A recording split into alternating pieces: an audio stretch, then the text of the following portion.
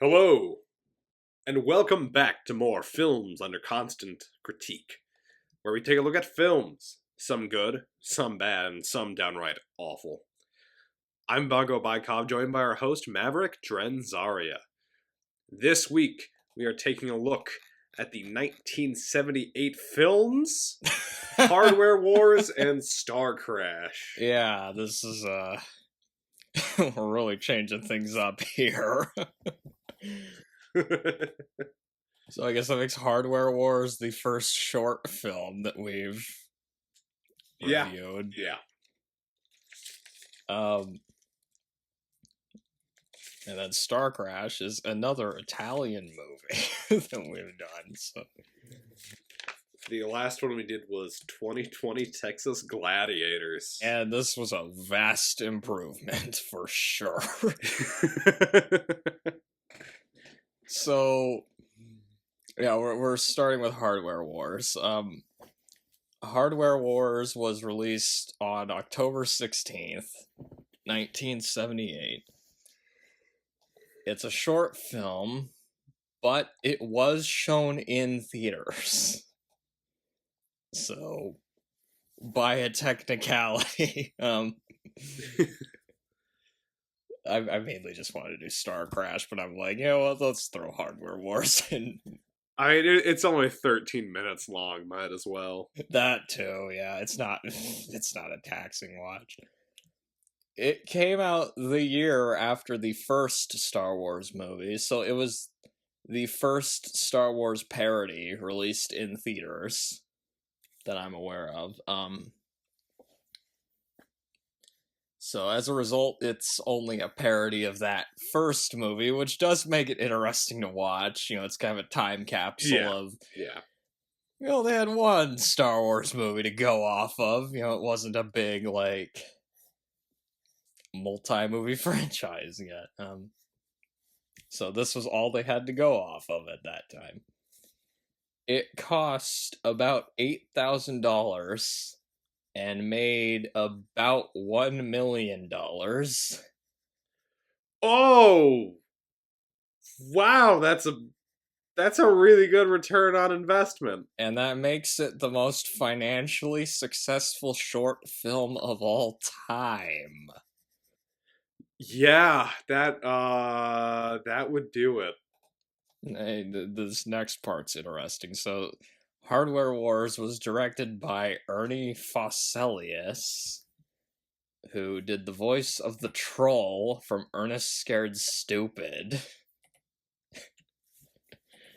Interesting. Were you expecting that connection? I was not. And it gets even more interesting. We have had him on the podcast before. As who? Because he did the voice of the Rancor Keeper in Return of the Jedi. And Poggle the Lesser in Attack of the Clones. Huh. He's the leader of the Geonosians. Yeah. For anybody that doesn't know. So he's in 2 actual Star Wars movies. That's impressive, actually. Starting on a parody and then getting to actually come on to the actual films is pretty fun. Some of his other credits, he also directed the Apocalypse Now short film parody Porklips Now. Oh boy. And the Plan 9 from Outer Space short film parody, Plan 9.1 from Outer Space. That's pretty good. And I'm not done. He was also a sound effects editor on Spaceballs. Oh! Another Star Wars parody that people have heard of. And yeah. Ed Wood, so he really likes Ed Wood, apparently. And even more shocking, he co-wrote Lopty Neck, which was the song in Jabba's palace from the theatrical version of Return of the Jedi. This is actually insane. He's been in the background of so many movies. I was surprised to look at his resume. I'm like, wow, he's actually done stuff. It's insane. Yeah. He was also apparently the voice of 2 pilots in Indiana Jones and the Temple of Doom. Oh, so that's another. Okay. So we've had him a few times then. The cast of Hardware Wars. The guy that plays Fluke Starbucker is a singer. Paul Frees does the narration. And he's done voice roles for a lot of things, but we've technically had him on the podcast before. Ooh, interesting. He had an uncredited role in Thing from Another World. Oh. Interesting. And interestingly, he also did the narration for the original teaser trailer for Star Wars. Oh, okay. Probably why he does the narration for Hardware Wars, because it's a trailer parody. And then Ernie Fosselius, he plays multiple roles in it. The music consists of them playing Ride of the Valkyries over and over again. Which all that does is just make me think of Apocalypse Now, even though this came out before. Yeah. And interestingly, this was apparently George Lucas's favorite Star Wars parody. I can see why. Yeah, it was one of the first ones, so yeah, maybe it was... Yeah. So, one of the first ones, and it is honestly kind of impressive. I guess we can get into... I guess we don't really need to do initial thoughts on this one because it's so short. No, but it's so short that we're just gonna basically touch on everything. But I guess quick. to give brief thoughts on it, I find it amusing. Like, it has a low budget charm to it because it's the plot of Star Wars, but they use household appliances instead. Yeah. So there's like ships that are toasters and irons and stuff.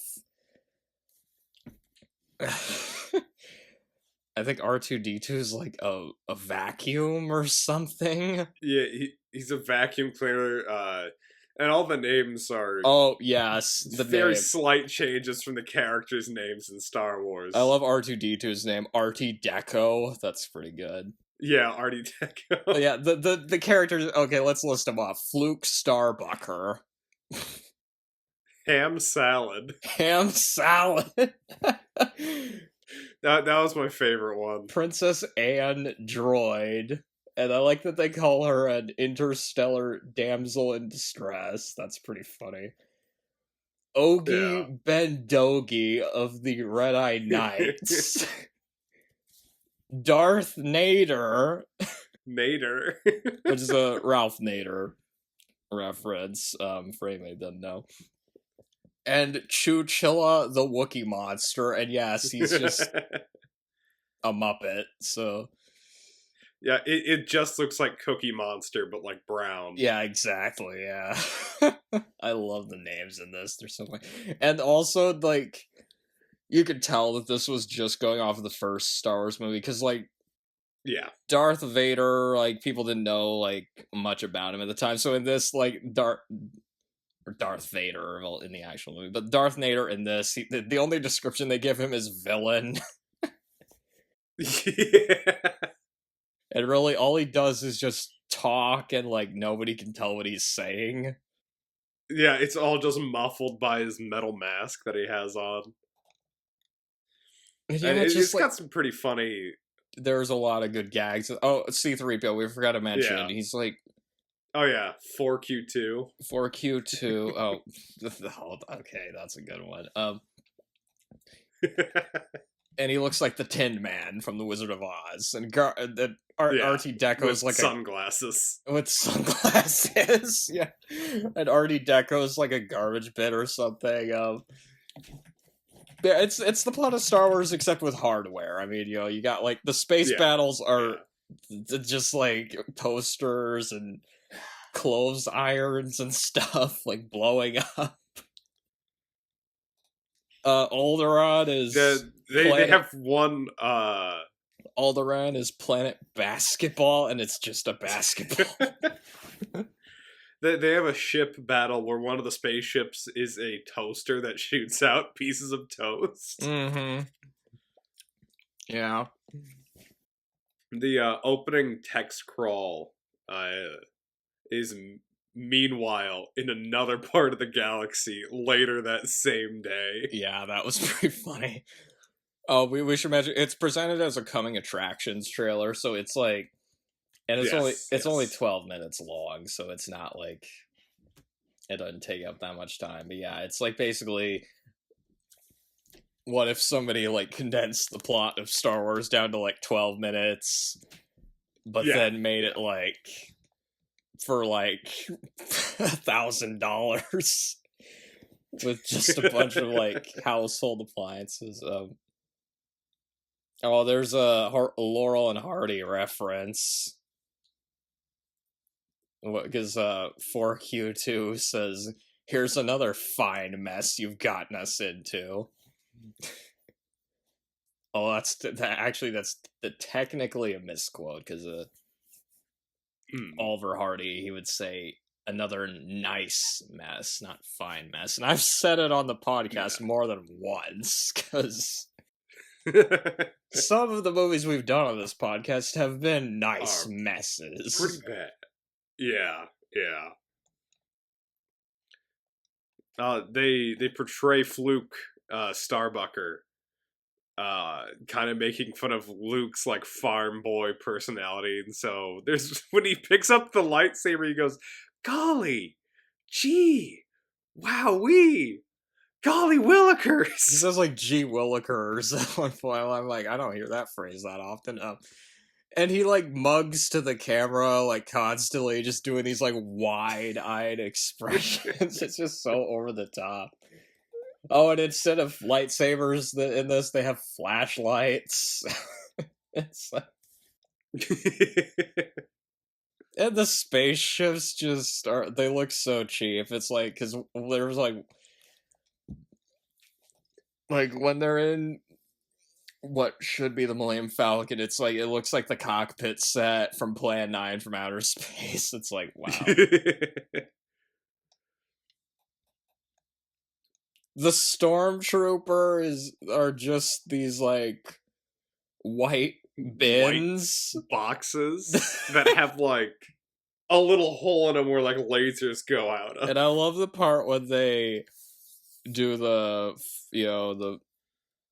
when Ogie Bendogi does the Jedi mind trick to the stormtrooper. He's like saying, "These aren't the droids you want. You don't want to detain us." and he's like, "These aren't the drones we want. We don't want to detain you." At those. Then they drive around in a car instead of Luke's land speeder. It's just a normal car. It looks almost like a dune buggy. Oh, that's probably why, because desert. And the cantina is just a normal bar. Yeah, it looks like just like a biker gang bar.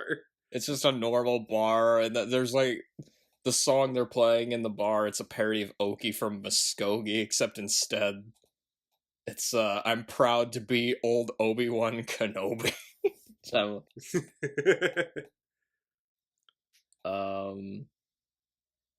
Chewchilla, the Wookiee monster. Which that does kind of foreshadow Empire Strikes Back again, because the guy that played Cookie Monster, Frank Oz, is in the next Star Wars movie, so... Yeah. Muppets. They also, One of my favorite lines is when Fluke Starbucker asks Ham Salad if this thing goes to Lightspeed. He says, "You bet your asteroid, kid." There's also at the end the narrator his like final pitch for the movie is "You'll laugh, you'll cry, you'll kiss $3 goodbye." Yeah, that's another one of the lines always remembered from it. And may the And then farce of be course with the you, very "May the farce be with you," which is usually what people have as the tagline of this thing.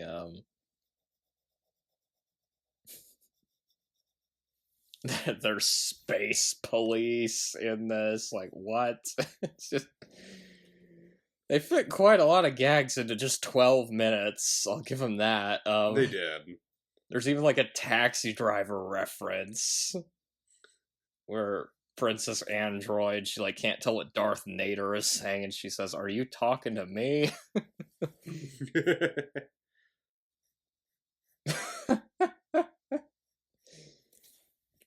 They use drills as lasers. Like, just coming up with all these weird things to to recreate some. And I will say that it's still, even though it's like super low budget, it still is like charming. It is, yeah. To look at, like it's you can tell it's super cheap, but it's not like bad, which I think is they were creative with it, so which is nice. Yeah, which is impressive. And they managed to fit a lot of the stuff. A lot of like the main beats from the original film are in there, like all the stuff. It's basically every moment, every like memorable moment from Star Wars is in there. Yeah, like all the stuff with the Death Stars in there. They even include the part where they're in like the trash. That's in there, Yeah. The tractor beam has a cartoon guy riding a tractor.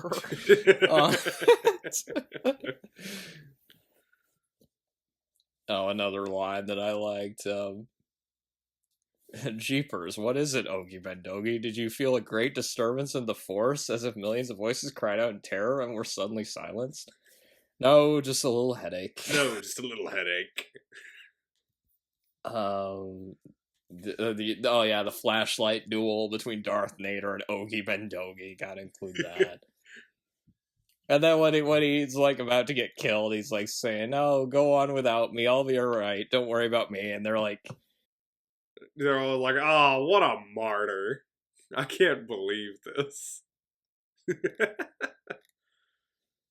When they're showing like the diagram of how to destroy the Death Star, it's just a guy with a projector. Yeah, it's a guy with a projector saying a bunch of like nonsense tech babble. And there's like a picture of a naked woman in there at one point, because of course. And of course, what's the tagline of this? Hardware Wars, a sprawling space saga of romance, rebellion, and household appliances.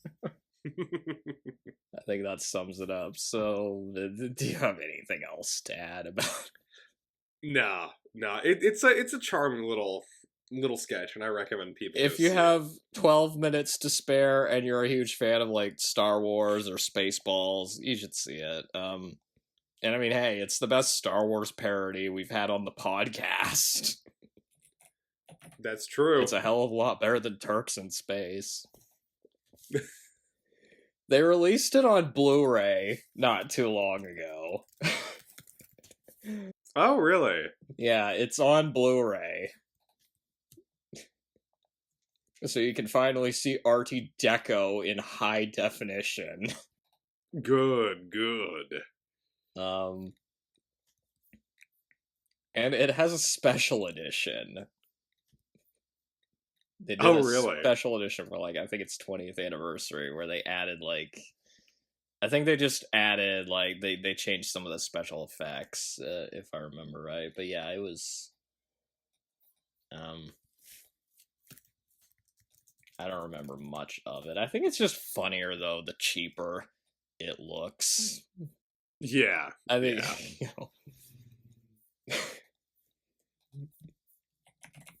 So yeah, definitely watch it if you haven't seen it and you really like Star Wars, or again, Spaceballs. Spaceballs came out later, but yeah, it probably owes at least some to this movie. Now our next movie, it's not technically a Star Wars parody, but you probably could market it as More one like with a few you changes. could have marketed it, but it is much more of a ripoff than anything else. And that is Star Crash, which was released on December 10th, 1978 in West Germany. Ooh, before they were united again, huh? Before being released in Italy on January 3rd, 1979. And then it finally got a US release on March 9th, 1979. It cost about $4 million, so a little bit more expensive than Hardware Wars. You could tell a little bit, right? And made about It made about 2.3 million. That's not true. That's impossible. It does have a cult following, though. So, this is our second Italian movie. Our first was the pitiful 2020 Texas Gladiators. Thankfully, this one makes up for that stain because stuff actually happens in this movie. I will say it is more exciting than 2020 Texas Gladiators by a long shot. This is obviously a Star Wars cash-in, and one of the first, actually. Certainly one of the more notorious ones. From what I've heard, I don't know if it's true or not, I've heard that they read the novelization of Star Wars without having seen the movie, and then tried to rip off the novelization. That's unique. So I guess this is what it'd be like if someone tried to remake Star Wars having only read the Wikipedia page. Star Crash was directed by Luigi Cozzi under the name Louis Coates. Okay. Trying to hide that it's an Italian movie, I guess. His other directing credits include, and these won't surprise you at all, an Italian alien ripoff called Contamination. Oh, of course. I'm looking at the poster for that right now. Wow. The Lou Ferrigno Hercules movie. Which is... That would also make a good podcast, actually. That movie has so much ridiculous shit in it. And a Sinbad movie also starring Lou Ferrigno. He really likes Lou Ferrigno. Okay, the cast of this one is interesting.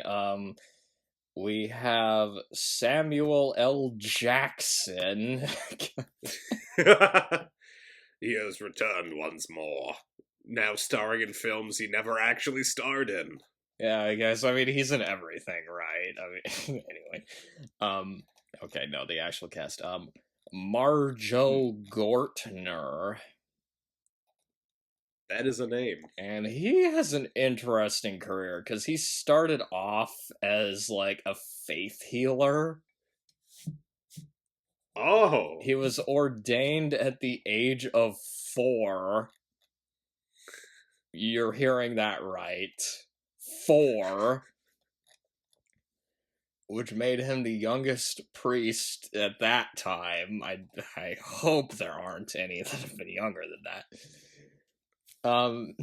And they made a documentary about his background as an evangelist, and basically he talked about how his parents basically forced him into it and, like, exploited him, and he regretted his... I think I've actually heard of that documentary before. That sounds really familiar. Yeah, it like won an Oscar, I think. Huh. And he also had a music career before becoming an actor. His other acting credits include Earthquake. Okay. The Evil Knievel movie, where Evil Knievel played himself, and American Ninja 3 Blood Hunt. Ooh. What a strange career. And I'm not done, there's more. Caroline Munro. And she is in a bunch of Hammer movies, including Dracula AD 1972. Okay. And yeah, that one does have Christopher Lee in it. Good, good. The Ray Harryhausen movie Golden Voyage of Sinbad. She played a henchwoman in the James Bond movie The Spy Who Loved Me, Oh, really? which is one of the Roger Moore ones. That was the year before Starcrash. Yep. And she was in Doing a lot of jumping Maniac. around. She was in Maniac, which is the movie that inspired that song from Flashdance. A movie about a serial killer inspired that song, apparently. David Hasselhoff. Yeah, we finally got the Hasselhoff. Probably best known for his supporting role in the SpongeBob SquarePants movie. Yeah, that's where I first heard of him, which that was a parody of the fact he was in Baywatch. Yeah. And he's also in Knight Rider. But what's hilarious is, like, this movie is, like, before he did any of those things, so it's, like, of course. It's so weird seeing him in this and knowing who he would become later, so... Joe Spinell, he plays the loan shark that Rocky works for in the first Rocky movie. Oh, interesting. The guy that, like, tells him to go around, like, breaking people's thumbs. Yeah. He played the personnel officer at the beginning of Taxi Driver. Okay. Which I think that means he gets, like, the first line in the movie, too. Huh. He's in Forbidden Zone, which is quite possibly the weirdest movie I've ever seen. I don't even know how to describe it. And like Caroline Munro, he is also in Maniac. It's a lot of Maniac connections. And in fact, movie. In fact, he plays the titular Maniac in Maniac. Oh. But the most baffling one is the fact Christopher Plummer is in this. And he's one of those actors that his filmography is, like, ridiculously long. I mean, he's in everything from Up to The Sound of Music. Yeah. Apparently Starcrash is among his filmography. I actually just watched a movie with him in it not that long ago. I rewatched Knives Out. Oh yeah, he's in that as well. He's in, again, there's, like, so many things I could list. Like, Man Who Would Be King, I think he's in that. I feel like there's enough. He was in a Star Trek video game. He was also in Skyrim. He's done a lot of stuff. It's just go look at his filmography. It's like, if you've seen a movie, you there's a high chance you saw something with him in it. So anyway. Yeah. Roger Corman's studio New World Pictures distributed this. So we finally have a Roger Corman movie on the podcast. Yep. Technically. Which I'm shocked it took us this long to get to. I know, yeah, and it's after he passed away earlier this year. Rest in peace. Yeah. If you want another Star Wars knockoff done by Roger Corman, we could do Battle Beyond the Stars. Oh, of course. That'd be a perfect one to do. And then there's also Space Raiders, which reused footage from Battle Beyond the Stars. The music was done by John Barry, who did the music for a lot of James Bond movies, like a lot of the early ones. And we've technically had him on the podcast before because Turkish Star Wars Oh, really? stole some of his music tracks from the Black Hole. Of course. Of course. Another movie you could kind of classify as like, hey, they sort of ripped off Star Wars. The producers of Starcrash didn't show John Barry the final cut because they were afraid he'd leave the project if he did. Honestly, that's fair. And some of the music in this was later reused in Out of Africa, which won the Oscar for Best Musical Score, which means the music in this technically won an Academy Award. That's actually fascinating.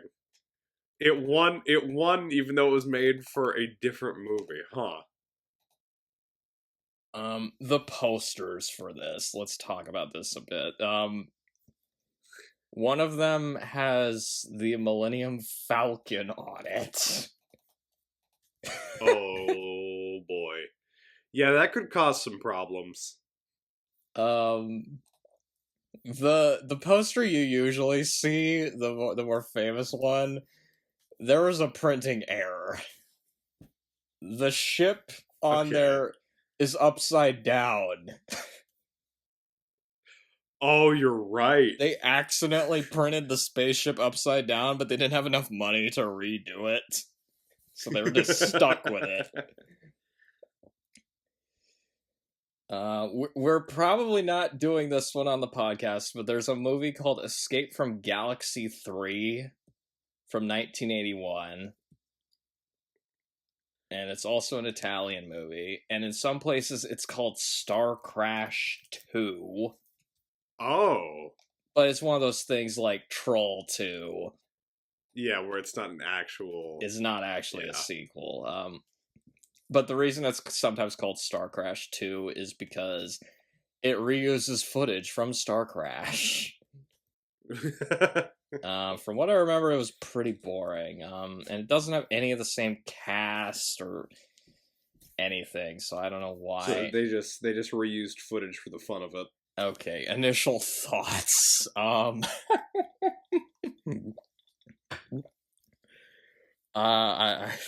think I'll start with this one. Okay.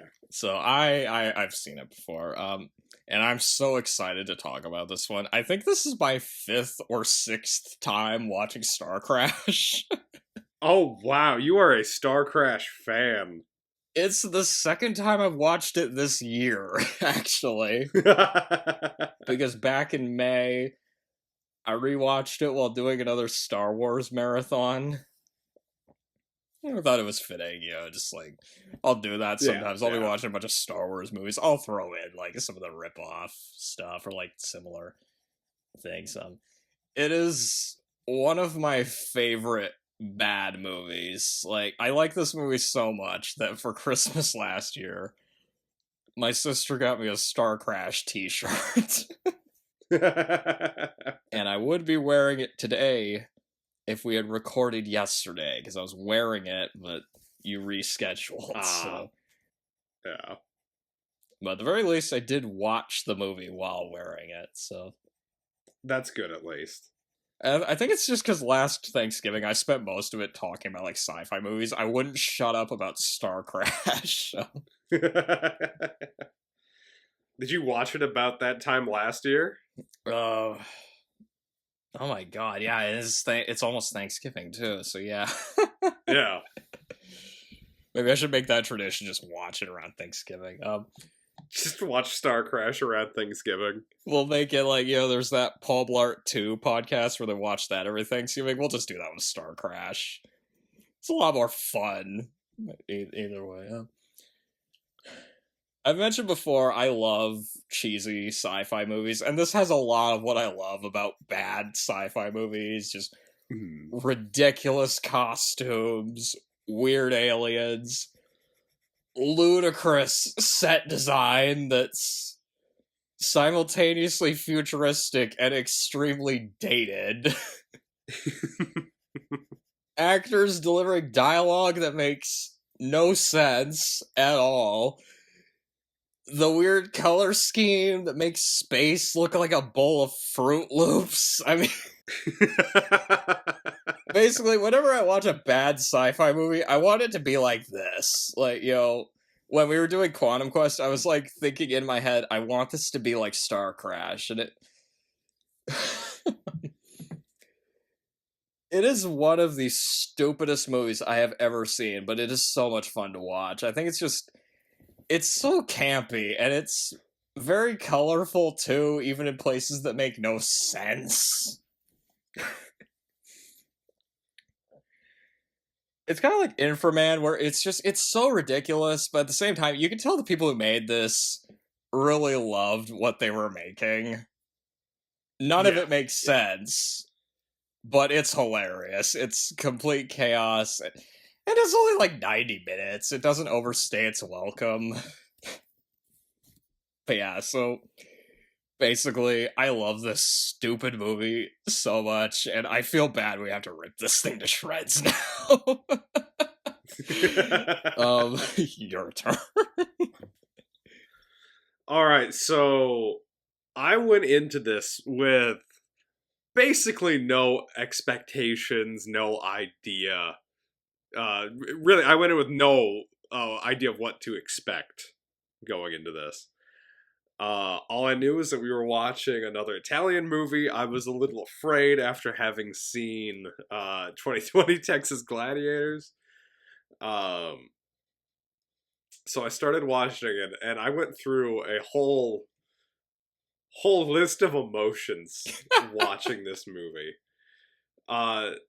There were some parts that I was just dying laughing watching. There were some parts where I was outright confused by a very nonsensical plot and just beyond awkward dialogue. It, again, like you mentioned, it was just nonsensical dialogue. Pretty decent music.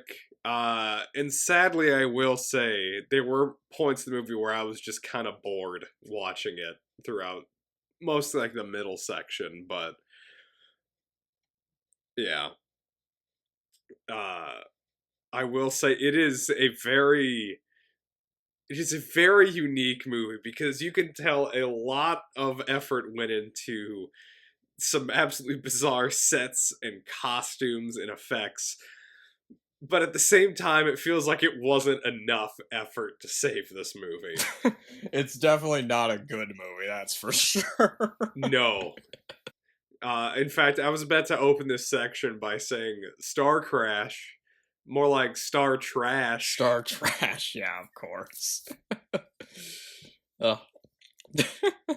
It's definitely a movie more tailored to my tastes, I guess. But like, you probably think I'm insane that like I've watched this like 6 times. So, like, 6 times does seem like a lot. I can understand certain elements of it, but 6 times is a lot. Well, to be fair, some of those, there was like one of them, it was like the Mystery Science Theater version of it. Yeah, that's fair. Maybe you'd like the Mystery Science Theater version because it does cut it. Actually, I was thinking about watching that. Maybe not right away, but at some other point, because this does feel like a pretty good movie just to sit down and riff on as you watch it. Yeah, it would be a lot. It would be a lot more fun to watch it, like if you're like with other people. Yeah.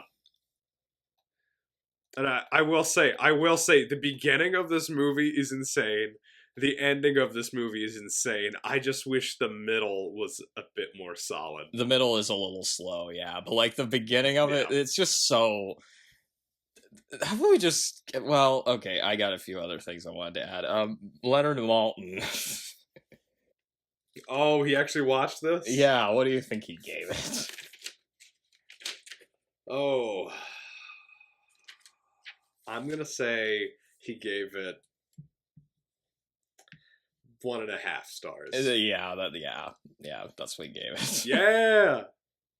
Moronic sci-fi movie with variable special effects. Unless you're a Monroe fan, it's only good for a few laughs, nothing more.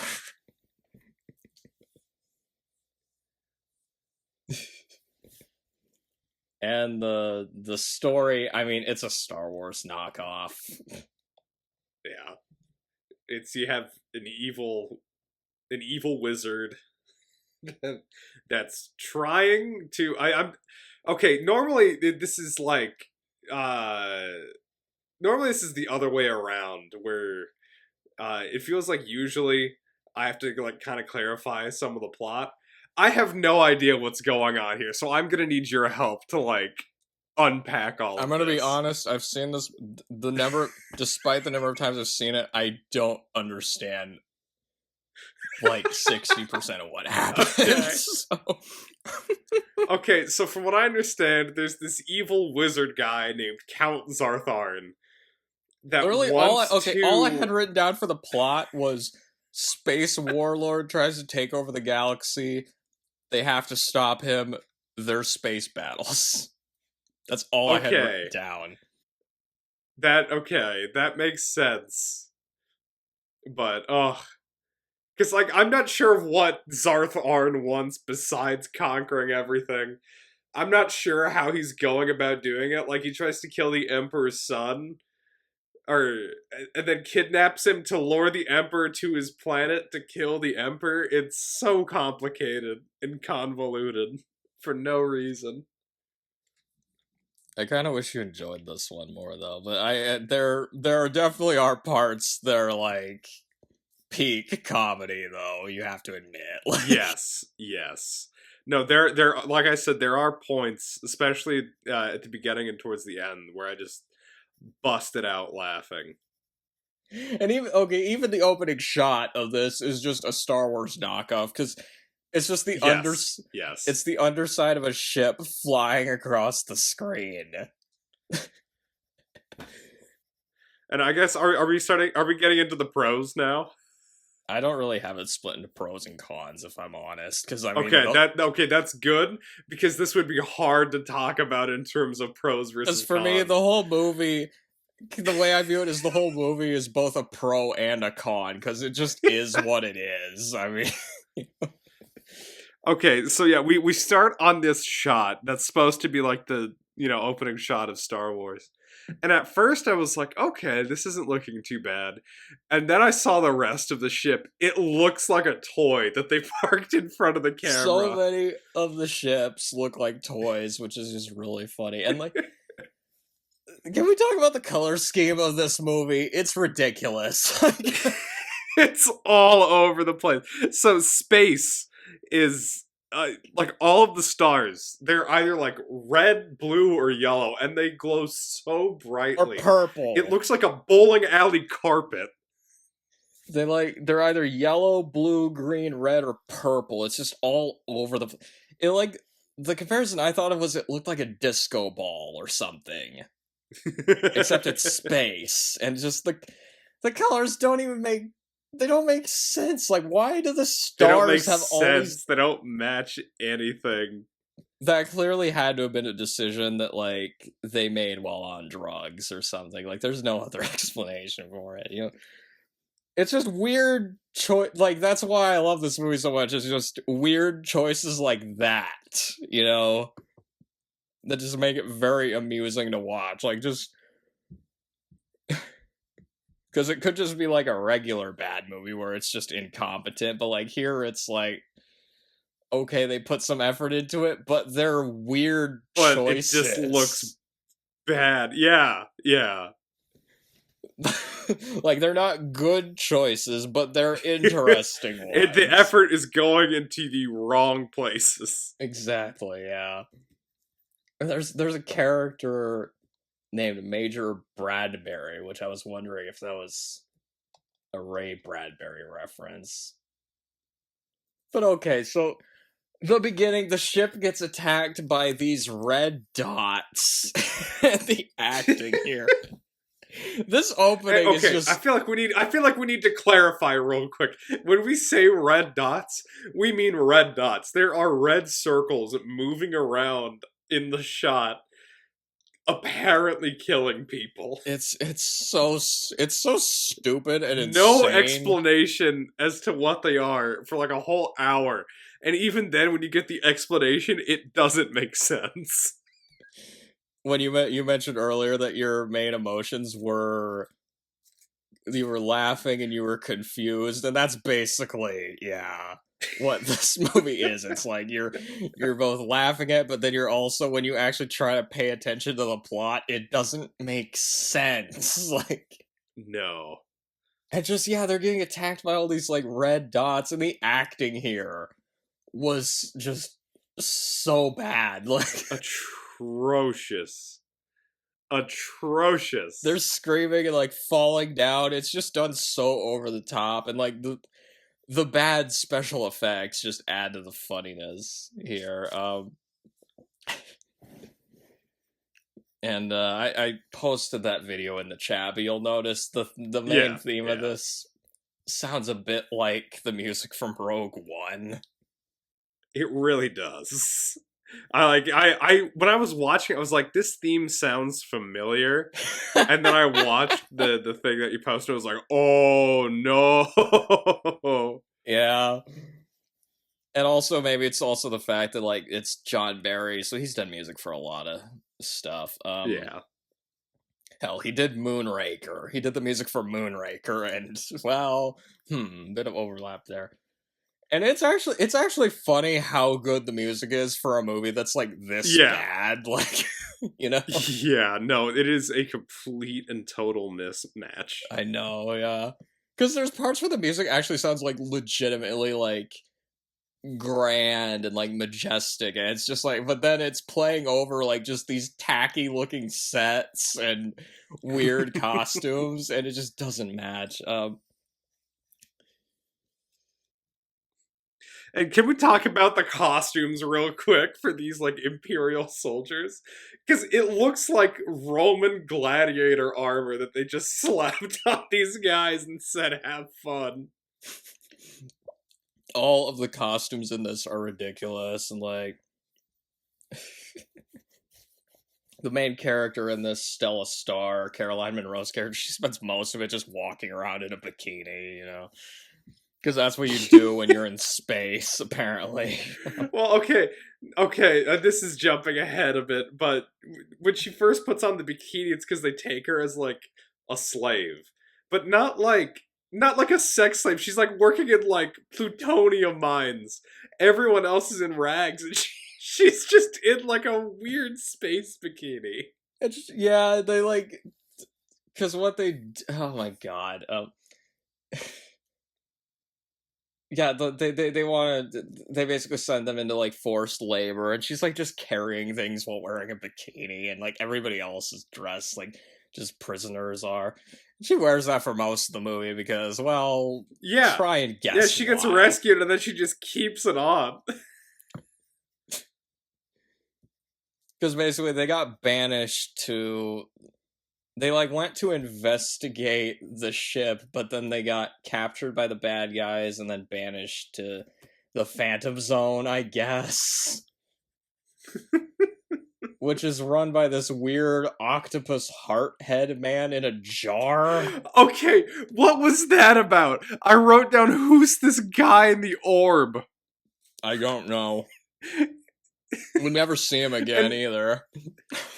No, he just shows up. I guess he's some sort of galactic judge, because the cops bring the main characters to this orb guy, and he sentences them to like life working in the plutonium mines.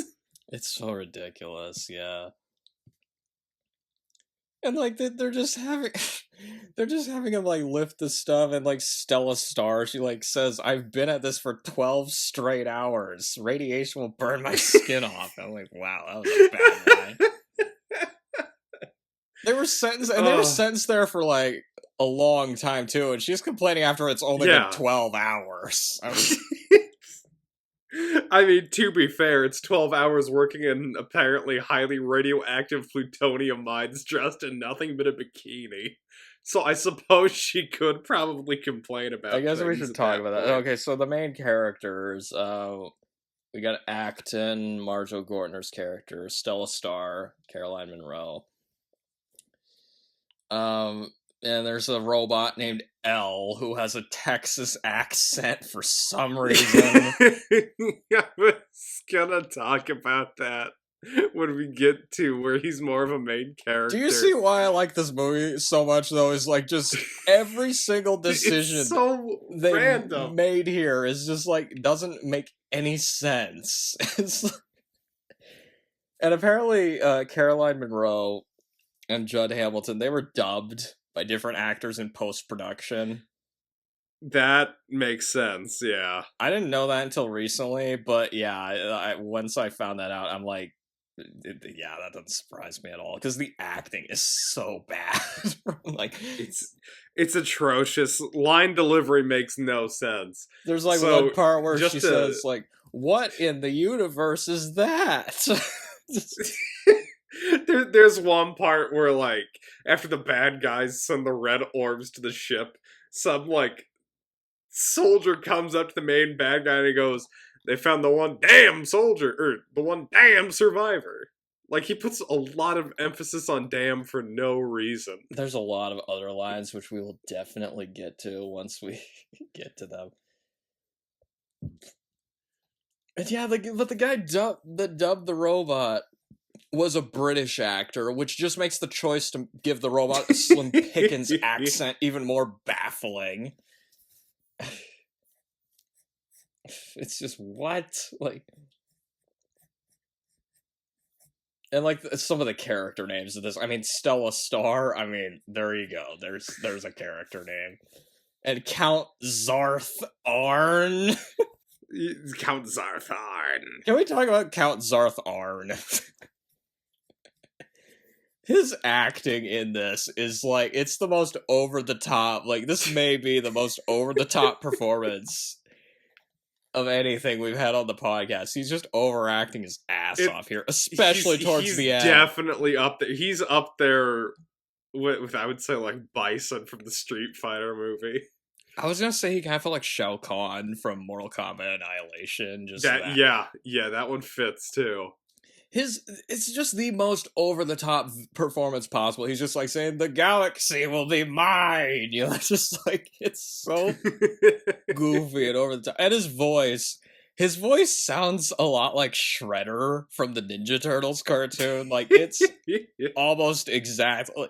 It sounds almost exactly like Shredder, which is hilarious. And, like, his costume, like, just... His costume, it's, like, black, he has a cape like he's Dracula, and he's got an evil wizard beard that kind of looks like the one from the bad guy in Flash Gordon. Emperor Ming, yeah, kind of. He definitely Ming, is like, yeah. He's very much an Emperor Ming type villain, yeah. And I mean, to give him credit, the actors in this, they look like they were having a lot of fun making this. Yeah, no, especially, we haven't really talked about him much, but Marjo Gortner, his character Acton, he looks like he's having a blast the whole time. He has this, like, weird green thing he shoots out, like, I don't know what that was, but... I don't even want to think about that until we have to talk about his powers. Because they make no sense, like everything else in this movie. Yeah, nothing about this makes sense. And the costumes. Apparently everybody in space wears latex and, like, really colorful bodysuits, because why not? Unless they're soldiers and they wear Roman Imperial Guard costumes. You see, this is, like, the type of bad movie that I usually like, is just sci-fi stuff with just... I think mainly just I love, like, the costumes and, like, set design in really bad sci-fi movies, because it's just so funny and doesn't make any sense. And, like, the set design, the villain's lair is, like, this space station that looks like a giant clawed hand. At one point towards the end of the movie, when he's, like, I guess trying to enact his final plan, whatever that is, do you see the hand, like, clench, almost like a fist? It's so ridiculous. I don't know. The problem is I don't know when to talk about, like, certain stuff, because you mentioned his powers, like... Okay, I feel like we need to put this warning in here. If you haven't seen this movie, this podcast is going to sound absolutely maddening. Because it's going to sound like we're leaving out context. And the thing is, we're not leaving out any context because the movie doesn't give any No, context. it will just introduce like just random stuff just out of nowhere and just expect you to go along with it. Which there's only there's one part there's one part where Acton talks to his ship's supercomputer, which is a brain sitting in the middle of the floor. It's never brought up again. yeah. And we'll get to the It's used in one scene. It's never mentioned again. It's never brought. I don't even know if you can see it again the rest of the movie. There's just a brain that shows up, says a line, and then is gone. we'll get to the there's a bigger one towards the end, which will definitely Yes. so, there's like a bald guy with a green face, like just And his name is Thor. and he apparently is like a double agent because he pretends to be helping them, but no, it turns out he's working for the bad guy because of course he fucking is. Yeah. And I was gonna say, if we were gonna do the awards show again, could we add him to the best bald guy category? Yeah, I feel like he'd count. I think he would fit in. Oh, where was I? There's this like robots with swords and like. Okay, do you know what scene they look like? Okay. Yes, I bet yes, you I do. I bet you died when it got to this scene, like, because there's. I did. Okay, well, we should talk about. Okay, David Hasselhoff. He doesn't show up until like halfway into the movie because the whole time they're searching for the Emperor's son, Prince Simon, Who is played by? he's played by David Hasselhoff. And then Yeah, he just yeah. shows up, kills a bunch of cavemen with lasers, and then like saves Stella Star.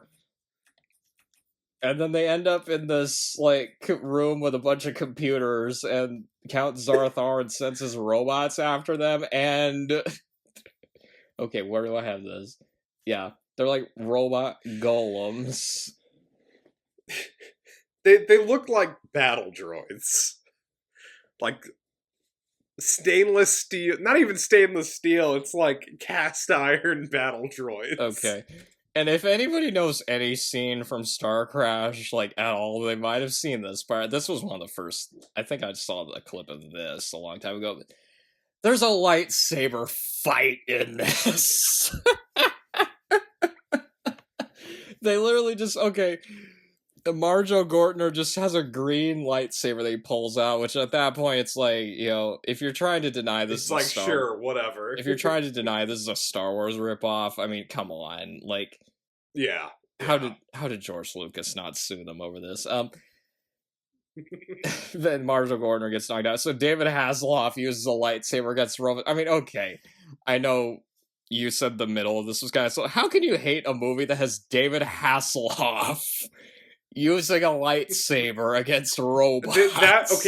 That scene is where like the ending started to pick up for me. It's the most because it's so insane. It makes no sense. Any of it. And, like, the lightsaber, it doesn't work like a lightsaber in Star Wars. Because, like, a Star Wars lightsaber would, like, you know, cut the droid in half. In this movie, it just kind of slowly disintegrates the robot. Like, it just kind of fades away. Like, it's a... I don't even know how to describe it. It's like the opacity just gets turned down and then it stops existing. Oh, that's another thing. There's like some shots where you can clearly tell that like stuff isn't happening in the same frame. Like, you know, when you're like, yes. If you know what like rear screen projection is. So, or like parts of the shot will like look animated, but then parts of them will look like they're live action. Like one of the examples I thought of was like when they're down on this one planet. And the effects. Are you thinking on about the giant robot lady? That part. the effects on the sky looked so weird, like, because it's just a bunch of Yeah. clouds rolling by, and it looks like they inserted real cloud footage over fake mountains. It looked like a 60s kids show or something. It's so weird. Like, the special effects in this are all over the place, because some of them look okay for the budget, but then some of them look so cheap. It's just, what? Some of them look like I mentioned. Basically, any of the spaceship effects during like space battles just look awful. It's ridiculous. They go Like so the okay. big, The spaceships in this fly so fast too. It's insane. they fly really fast, and here's a weird tangent that I'm gonna go on a little bit, specifically with that like last ship battle in the movie. It's you can. This is the point where like I kind of got part of Star Wars a bit better, because the space combat at the end of the movie, it felt so lifeless. You see like ships go by, and then you just see lasers coming out of the sides. There's nothing moving. There's nothing happening. It's literally just shots of the sides of ships that they've used VFX. Like, just they painted like a laser going on for a few frames. And like I couldn't help but think back to the end of Star Wars when they're attacking the Death Star. You see turrets moving. There's other ships moving. There's things happening that make it actually feel like there's an exciting battle going on. It looks like in this movie they just set two toys by each other and drew on lasers after Another the fact. thing. Another thing is a lot of the ship battle at the end is like the main characters aren't even involved with it. It's just like other characters. No. And they reuse some shots from an earlier space battle in the movie as well. Yeah, they do. It'd be like doing the Death Star trench run, and then like Han Solo and Luke Skywalker aren't there. It's like other characters. Wedge is just there to fend for himself. It's just, oh my god. There's so much other stuff I want to talk about though that we haven't got to. Where was I? Yeah, the robots with the sword, and like, I mean, that's like why you watch this movie, is because like, I mean, it's not a good movie, but then you have shit like David Hasselhoff using a lightsaber. I mean, you're, as far as I know, this is the only place where you can get that, so be grateful for this movie for giving us that at least. That is fair. That is fair. And yeah, the effects when people get hit with the lasers are funny too, because they just like disappear. Those are okay. So I guess backing up to when they're slaves in the plutonium mines, that's the first time you see the laser guns get used. It's like blowing holes through people, that's setting them on fire. They like die instantly. There's smoke everywhere. It's so funny. And like the screams they let out are just so over the top, like just. And like sometimes people just disappear and it like looks cartoonish. Like it's kind of hard to describe, but yeah. And like the ships in this, like for some reason the insides of the ships, they look like really colorful and stuff. They'll have like pink, yellow, blue color schemes. Yeah, like the main ship in the movie, it's like a light purple, dark pink sort of interior to it. It's got flashing lights everywhere. It's ridiculous. Like the rainbow colored ship at the end. We haven't even mentioned. Yeah. Okay, we haven't mentioned the Emperor yet. Yeah. Sorry, what were you gonna say? I was about to say we'll get to that Rainbow City at the end. Yes, this has maybe the most ridiculous ending of anything. But the Emperor he's the Emperor of the first circle of the universe, played by Christopher Plummer, and what I love about him being in this is he treats this role like it's Shakespeare. Oh, 100%. He's like actually trying here, which is super funny to me. Like, and he'll do these like weird dramatic pauses like he's William Shatner or something. I don't know if you noticed that. Like, one of my favorites is when he's giving the main character's L, that robot. He says, "He's yours. My gift. To you." just weird cadence to it. Or at the end when he's giving that speech, and at one point he like says, "The wheel will always turn."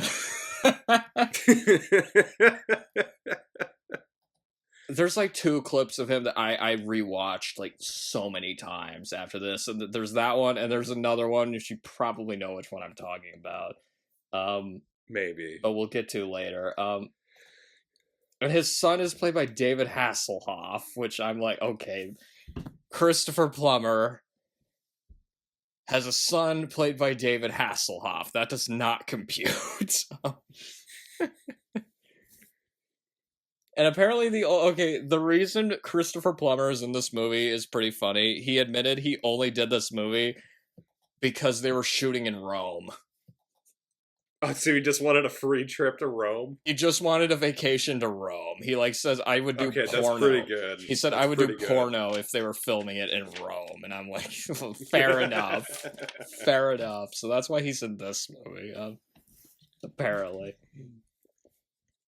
But it's so funny, too, that, like, he's like the only actor in this that, like, you can, like, look at him and go, that's a good acting performance. The dialogue he's given is, like, doesn't make any sense. But he delivers it so well that you almost buy it. Because it's Christopher Plummer.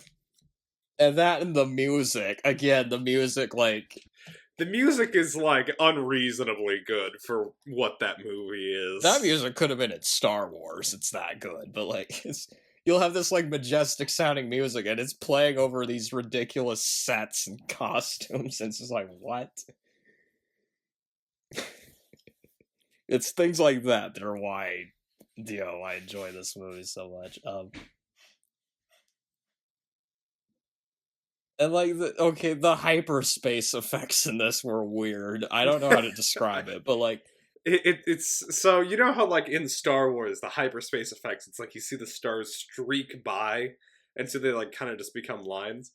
In this, it's like, they do that, but the lines are just slowly waving side to side. Like, if you've ever turned on, like, mouse trails, like, for your computer mouse... That's what it looks like. Every time it happened, I thought there was something wrong with, like, my computer or something. Because it just looked... That's what it looked like. It looked like something, that you see when your computer, like, glitches or something. Yeah. I just was watching this. I just don't know how they weren't breaking into laughter every 5 minutes. Because everything that happens in this movie is so stupid and absurd and... makes no sense. Like, just what? There's like these Amazon women that they encounter for no reason, and they have like a robot that tries killing them. And the robot's like this, it looks like something you'd see out of like a Ray Harryhausen movie, basically. It's like stop motion. It's a giant robot woman. It's hard to describe. And it like throws a knife at them. The special effects were... I forgot it threw a knife. It like threw a knife, and it just looks like a knife. It's just, what? And like what the effect of it like landing, like almost stabbing him, it literally just looks like they like took a knife and just put it there. Like, and and like tried to make it like look bigger, just because yeah doesn't look real at all. It's just, why are there... Well, wait, I know why there's Amazon women in this. Why do you think? There's like the space battles, you can barely tell what's going on in any of the space battles. It literally is just things explode. Like, there might be more explosions in this than there were in like Inframan. It's ridiculous. Yeah, you might be right. It's hard to keep track of what's happening. Which again just adds to the enjoyment for me, because I'm just like, what? Why? Wait, what? It feels like every scene it's just like, wait, what just happened? What? Honestly, you wouldn't have to change much, and this could just be a parody film, like Hardware Wars or Spaceballs. Yeah. You could just, throw it on around the same time you watch which I usually do. I usually do watch these around the same time. Like the dialogue and the dubbing. The dialogue is so awkward in this. I already mentioned that one line. There's a line earlier on where Adkins says something like, even as we speak, it's been taken care of. Just like weird. It just doesn't make grammatical sense. There's one point where they're talking about when they're going to the planet that has the Amazon women on it, where he says it's an unknown planet named Uranus. How does it have a name if it's an unknown planet? I don't know. Maybe Uranus means unknown planets. I don't know. Oh, maybe. But also, part of why the dialogue might be awkward in this is it's an Italian movie, so there might be translation issues. Okay, here's another one that I want to bring up real quick. So, after they get off the Amazon planet, they go to this snow planet where, like, another piece of this ship scene. Oh my god, I love this part. Okay, so... Okay. So, before they go down, I think it's Atkin or Thor, one of the two says, at night, the temperature drops thousands of degrees. Yes. So... Now, something I want to point out really quick. Do you know what absolute zero is? Not, I'm gonna guess it's not thousands of degrees. So absolute zero, it's like the lowest, like the lowest, not the lowest temperature you can get to. We've gone below absolute zero. But it's basically like the state where like all particles like stop moving, pretty much. To give Wikipedia's quick definition of it. I knew you were gonna say that the science in this movie is nonsense, which no shit. Yes, actually, I'm gonna give a different one. So to give Cool Cosmos's definition, at a temperature of absolute zero, there is no motion and no heat. Absolute zero occurs at minus 460 degrees Fahrenheit, or minus 273 degrees Celsius. Meaning that if the temperature on this planet drops thousands of degrees, meaning it drops at least 2,000 degrees, we are at least like 4 or 5 times beyond absolute zero in Fahrenheit. It is insane. And the way they get around this is so preposterous, like... It's so stupid. I still don't understand it. It's so dumb. Because apparently the robot is able to put them into... Because it's the robot and Stella Star, they go down to the planet. The robot's able to put them in suspended animation, so they get frozen and then thawed out on the ship later. It doesn't make any sense. Because they're saying, like, hey, if you get stuck there, you're gonna die, but the robot's like, don't worry, if you hold my hand while we lay down face up, you'll just go into cryo sleep. It doesn't make any sense. I know. And that's why it's so funny. It's just like... Again, that's why I find this movie so funny, is just because of stupid shit like that. And, like, I mean, they just thaw them out, and, like, Stella Star is just fine. Like, it didn't seem to affect her much. No problem. And it kind of reminded me of, because Inframan did something kind of like that, where... Because he has this power where he, like, freezes himself and then unthaws himself. It kind of reminded me of that. Yeah. Which I don't know which of these is less scientifically accurate. Anyway, because they're both pretty ridiculous.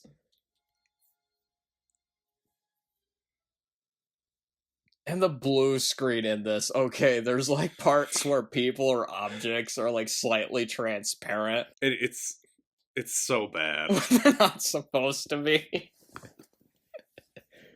Like, they're, like, towards the end, like, there's, like, when Christopher Plummer's giving that speech, like, the object behind him in the background, it's, like, piercing through him, and it's just like, yeah, that's not supposed to look like that, is it?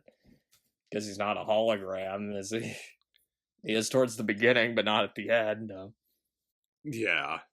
They get attacked by the red dots from the beginning of the movie. Oh yeah. So here's the explanation that we get on these red dots.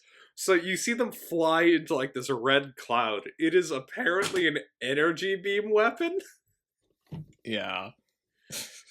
And that's all they say about it. It's just an energy beam weapon. Alright, so why are there these giant red dots moving around? Why do they call the red dots monsters if it's an energy beam weapon? It just doesn't make any sense. They like say that Marjo Gortner's character acted. He like says that the red dots were the most powerful weapon in the entire galaxy. Okay, but not just that. The way he delivers that line, he sounds and looks like he sounds and looks like the happiest man alive. He's like, we just survived the attack of the most powerful weapon in the galaxy. And then Stella Star like says something like, "We did," just like it's so bad. Yeah. Oh my. Oh, this movie hurts my brain. Is that why you didn't like it as much as I did? Is because you were just like trying to process everything that happened in it? You know how in our awards episode we had the category person that acts the least like a person? Oh yeah, we could fit some of them in there, yeah. Not just that, this movie feels like it was made by someone pretending to be a person. It's just so slightly off, so slightly alien. It feels wrong. It feels like it shouldn't exist in this state. It feels like a human could not have made this. I think, again, it was probably just drugs. I feel like everybody was just on drugs. That is probably a good guess. Because they all act like they're, like, high or something. I mean, that could be it. This has a chauvinistic robot in it, apparently. They, like, find a crater with a wrecked ship, and then the robot tells Stella to stay there, and he says, "Time for a little robot chauvinism. You stay here." It's okay. I will say that scene has one of the few good practical effects in the movie, where L gets his head caved in, and you can actually see like, his helmet breaking apart. You can see all those robot parts on the inside. That part didn't actually look that bad. And that's another thing. They destroy that robot several times in the movie, but each time he just gets fixed. He just lives. He just somehow gets fixed off screen, and they're like, he's fine. Okay. And I will say, like, some of the filming locations were good, because they had to actually go find that crater there and film there. The locations were good. A lot of the set design was, at the very least, like, presentable. There was quite a few scenes where it's kind of busier, and it actually kind of looks good. It just looks like, it's just the colors don't make any sense. Yeah. The set design is like the sci-fi equivalent of, like, the Magical Mystery Tour album cover. It's just, like, all these just colors just popping out, and it's just, like, I don't even know what I'm supposed to be looking at. Like, yeah. Like, somebody was doing LSD while making this. There's cavemen in this movie. I mean, come on, how can you hate a movie with cavemen, lightsabers, and it's robots? The cavemen that beat the robot to death, and it's also the cavemen that get absolutely annihilated by Hasselhoff. He's got this energy shield mask that shoots lasers, so yeah, it's just... Oh my god. At one point they were, like, talking and, like, saying the machines create monster, or sorry, no, before that, they find this room with a bunch of computers, and Stella says they're pre-programmed so they'll run forever. What? Yeah. I gave up trying to understand what that was about. I don't know. And then the thing they said after that was like they were saying the machines create monsters in their brains. So I was like, wait, now I'm even more confused. So none of the monsters in this exist? What? Is it like Forbidden Planet or something? I don't... Where they're like invisible? I don't know. All right, can we? I think it's finally time. Should we talk about Acton's powers? There were a few other things I was gonna. Count Zarth Arn. He, well, on top of getting some good evil laughs in this, he like tells his robots not to let them leave the room, and that made me think of Monty Python. You know, not to enter the room. Not to leave the room until I return. Not to enter the room, even if you come and get him. Or until you come and get him, we are not to enter the, that shit. Yeah, Acton, he like dies, but then he says he'll live forever. Yeah, okay, so Acton has a few powers throughout this. He can make lasers appear in his hands and just like dance around. I don't think they do anything. He can block lasers with his hand and then like, or no, not even with his hand, just with his body. It just reflects lasers at people. He's got a lightsaber, and when he dies, he says he'll never actually die, but then he disappears, so I don't know what that's about. He like turns blue Dabba D and fades out of existence. It doesn't make any sense. Pretty much. I also love how one of Stella's spacesuits is just like a clear jacket, like a fucking raincoat or something. Yeah, the head, it looks like it's like a water cooler tub, like a big like 5-gallon jug just over her head. I was like thinking, like, she's like wearing a raincoat. I was like thinking she kind of make them listen to Huey Lewis in the News or something. Yeah. You like Huey Lewis in the News?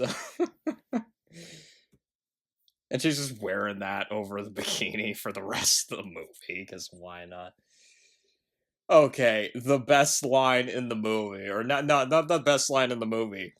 The greatest line in cinematic history. I think I know what you're about to say. The Emperor shows up, and they're like, they're running out of time because the planet's gonna blow up, so he just yells, "Imperial battleship, halt the flow of time."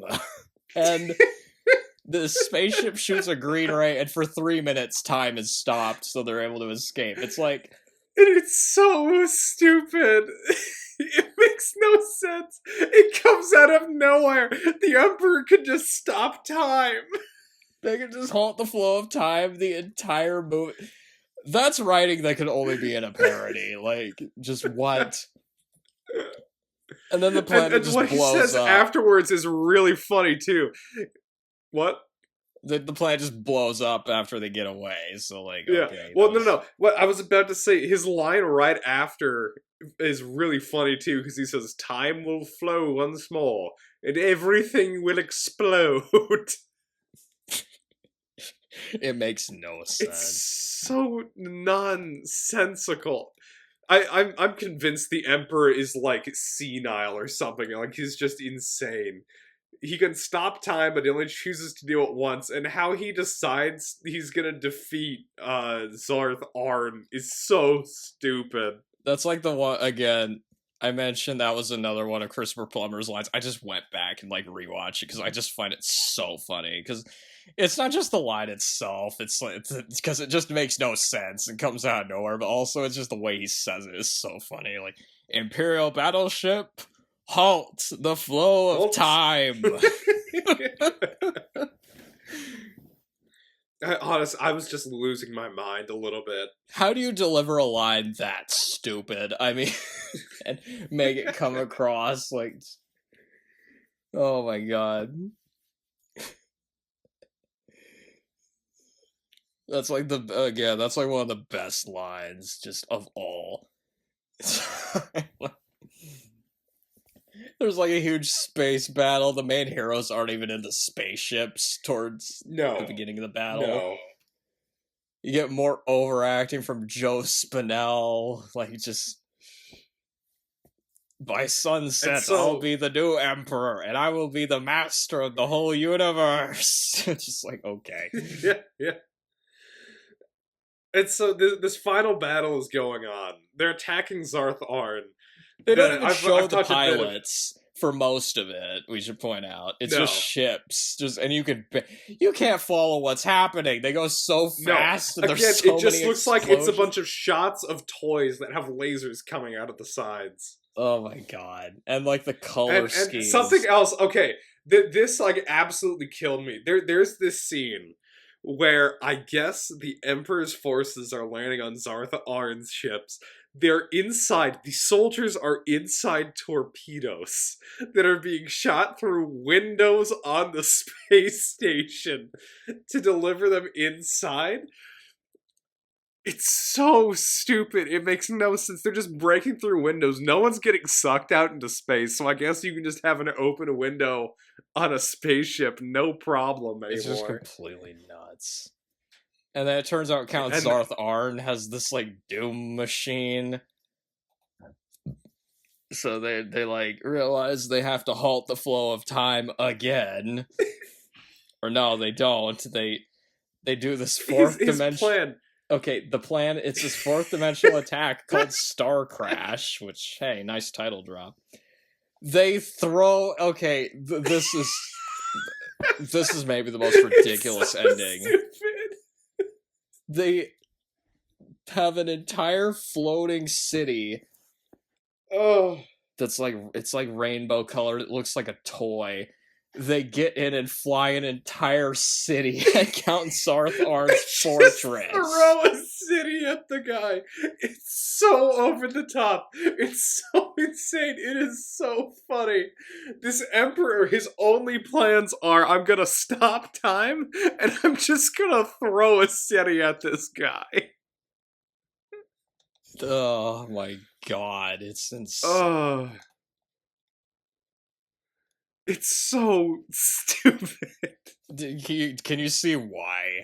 Like, I find this so amusing, though. It's just like... Yeah, no, like I mentioned, whenever like, the beginning and end especially, it's so stupid and so insane that you can't help but just belly laugh at it. And also, it's just the fact that the floating city is rainbow colored. It's like... Yeah. It's so... inexplicable. At the very least, the Emperor allowed people to leave the city, because I could totally see this movie saying we're going to throw a city and then just have it still be populated when it hits. But it was evacuated though, so you know. Yeah. Except it doesn't really look like a city though. It's like a space station. Yeah. But it's so ridiculous. Is this the most absurd climax we've had on the podcast? Like, it doesn't get more ridiculous it's up than there. They threw an entire city at him. Like, that is quite possibly the most over-the-top way anyone has died on this podcast, is getting a whole city dropped on him. And not only that, he dies in an explosion while screaming his own name over and over again. He's just shouting Zarth Arn over and over again and dies. Because I don't remember Tarkin doing that when the Death Star blew up. There's so many And the Count's fortress exploding, it seemed to go on for like 2 straight minutes. It lasts for so long. Oh my god. And so yeah, David Hasselhoff, apparently his people fixed the robot. Stella just jumps out into space because that's how that works. Of course. I'm surprised nobody said, "Hey, Stella," at this point in this movie. Like in Streetcar Named Desire. Yeah. And then we get a great, like, victory speech from Christopher Plummer right before the end credits. He's, like, saying, well, it's done. It's happened. The stars are clear. The planets shine. We've won. And, like, when he says we've won, he, like, stares right at the camera and smiles, too, which is hilarious. Oh, some dark force, no doubt, will show its face once more. The wheel will always turn. But for now, it's calm. And for a little time, at least we can rest. And then yeah, there's that weird pause he does in there where he says the wheel will always turn. He had to have gotten that from like Shatner or something. It's so he had to. It's too much like Shatner. And then the movie just ends. That's the end of the movie. Yeah, no, it just stops. It's so funny. I'm sorry you didn't enjoy it as much as I did, but I mean, at least you got I got some enjoyment out of it, but again, there was just, and I'm not going to go over it in too much detail because my mind is just fried thinking back about this again. The middle part's a bit slower paced. There are parts during the middle where they're kind of just walking around on these planets where it's a bit slow. But I don't know. I mean, the nutty parts of it, like, more than make up for it. Because they're just so insane. It's just so insane. Like, there's just not... Because you could just say it's just a Star Wars ripoff, but, like, are there any other Star Wars ripoffs that are like this? I mean... I don't think I can think of anything. It's... So, I guess that's getting into overall thoughts, unless you had anything else to... No, I think I'm good for overall thoughts. Again, Star Crash, it's a favorite of mine, you know. It's incredible. It's probably my favorite Star Wars ripoff. The only one that could compete with it is Quantum Quest. For different reasons, probably, although both of these movies are insane. Yeah. I mean, it's just a delightful mess. Like, if you love cheesy sci-fi movies, especially ones with, like, really silly costumes and sets, I mean, you gotta see it. Like, I would say this movie is, like, the perfect choice for, like, a drinking game. Yes, definitely. Maybe you would have liked it more if you were drunk. I probably would have. If you want to see David Hasselhoff use a lightsaber, see it. It's in this movie. And it's an interesting peek into time when... Like, a time in history when there was only one Star Wars movie and everyone was trying to rip it off. I want to see this in a theater at some point. That would be hilarious. Like, just watching it, like, other people... Like, yeah, just going all Mystery Science Theater on it, maybe. Because there is not a single plot point here that makes sense. Nothing makes sense. The acting is so over the top, and the dialogue is so goofy. Yeah. I mean, what other movie can you get, like, lines like, Imperial Battleship, halt, the flow of time. It's just, what? That actually did kind of feel like Bison, now that I think about it. It really did. Because you mentioned that Christopher Plummer kind of felt like Bison, or...